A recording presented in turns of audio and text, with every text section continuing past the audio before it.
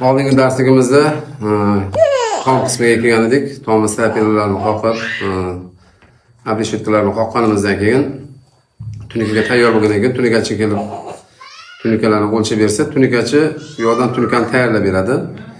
Iloji boricha biz rossiyskiy tunika qoqamiz har doim. 4,5 talik magnatorskiy. Har holda sifatiga ishonch bor unga.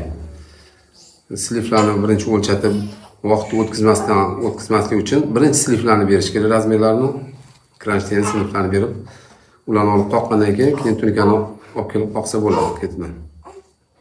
Nega vaqt yutkazmaydi. Hammasini birdek olib keladigan bo'lsa, vaqt yutkazib qo'yiladi. Tunikani qoqib bo'lgandan keyin sliflarni hammasini qoqib, sliflarning ustiga tunikalarni qoqib, qor ushiydigan snigal dejatlarni qoqib, parafetlarni qoqib, keyin tomchi ishni tugatadi. Keyin yomg'ir davrida bir tomga chiqib tekshirib ko'ramiz uni.